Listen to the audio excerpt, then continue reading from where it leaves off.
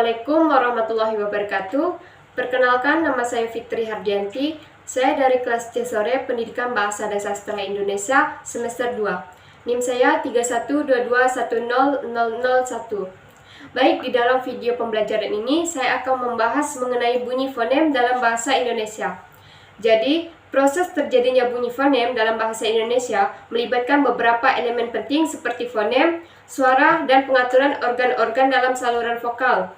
Berikut adalah gambaran deskripsi mengenai proses terjadinya bunyi fonem dalam bahasa Indonesia secara jelas. Yang pertama itu adalah perencanaan bunyi.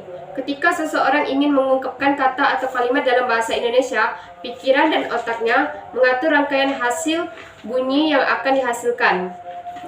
Rangkaian bunyi ini melibatkan pengaturan mulut, lidah, dan bibir untuk menghasilkan suara yang sesuai. Yang kedua adalah produksi bunyi. Produksi bunyi mencakup 3 bagian. Yang pertama adalah fonem. Fonem adalah unit terkecil dalam bahasa yang memiliki makna. Bahasa Indonesia memiliki sekitar 18 fonem konsonan dan 6 fonem vokal. Yang kedua adalah pembentukan bunyi.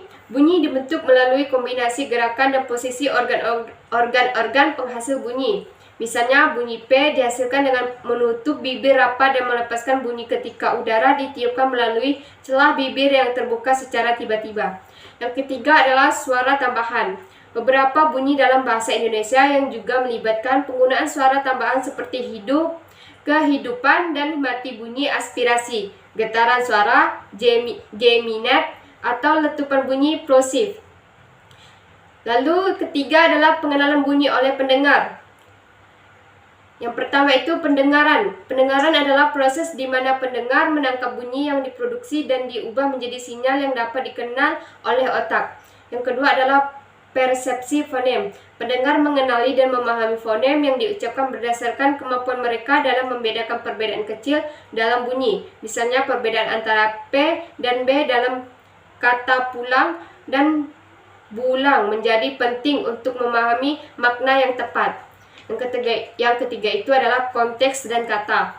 Pengenalan fonem juga dipengaruhi oleh konteks dan kata yang digunakan. Fonem dapat berubah tergantung pada fonem sebelumnya atau sesudahnya dalam kata. Yang keempat adalah perubahan fonem, yaitu asimilasi. Asimilasi terjadi ketika suatu fonem dipengaruhi oleh fonem lain di sekitarnya. Contohnya dalam bahasa Indonesia, kata pulang dapat diucapkan sebagai pulang atau pulan, di mana bunyi N pada akhir kata diubah menjadi D karena pengaruh fonem G pada awal kata gila.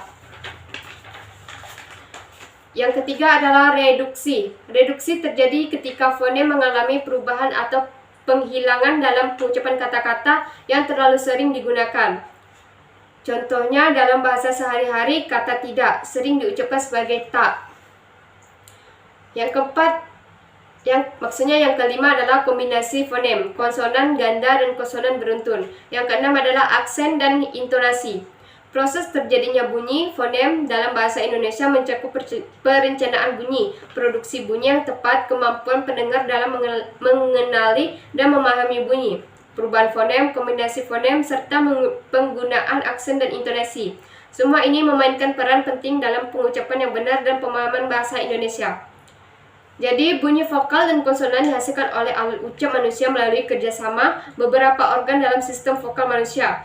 Proses terjadi melibatkan pergerakan udara melalui saluran vokal yang diatur oleh pengaturan mulut, lidah, tenggorokan, dan pita suara. Bunyi vokal, yaitu pita suara, glotis. Pita suara terletak di tenggorokan dan terdiri dari 2 lipatan yang disebut pita suara. Ketika pita suara ditarik rapat, udara yang mengalir melalui saluran vokal membuat pita suara bergetar menghasilkan bunyi vokal dasar. Yang kedua adalah mulut. Mulut berperan dalam membentuk bunyi vokal dengan mengubah resonansi suara yang dihasilkan oleh pita suara. Bentuk mulut dan posisi lidah membantu menghasilkan berbagai bunyi vokal yang berbeda. Lalu yang kedua adalah bunyi konsonan, yaitu gigi. Gigi juga berperan dalam membentuk konsonan seperti F dan V dihasilkan dengan menyentuh gigi atas dengan bibir bawah.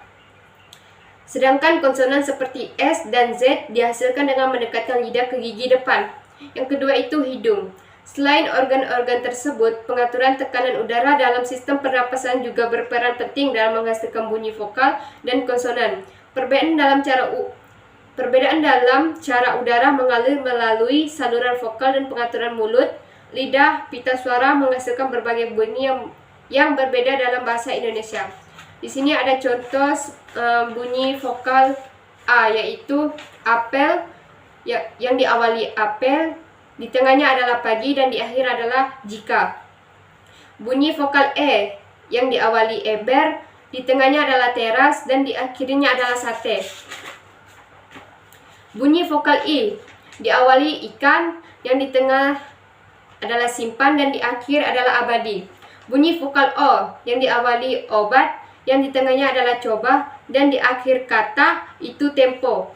Bunyi vokal U diawali oleh uang, di tengah bunyi, dan di akhir aku. Lalu contoh bunyi konsonan B diawali oleh kata busa, dan di tengah beban, dan di akhir adalah ajaib. Bunyi vokal C diawali dengan kata capek, di tengah cocok, dan di akhir magic. Bunyi vokal D yang diawali oleh kata dasi, dan di tengah ada, di akhirnya adalah nekat atau tekad. Bunyi vokal G diawali oleh gula, dan di tengah sanggup, di akhirnya adalah pulang. Bunyi vokal H diawali harus, di tengahnya rahim, dan di akhirnya sudah. Baik, mungkin hanya itu yang dapat saya sampaikan. Selebihnya saya mohon maaf. Saya akhiri. Wassalamualaikum warahmatullahi wabarakatuh.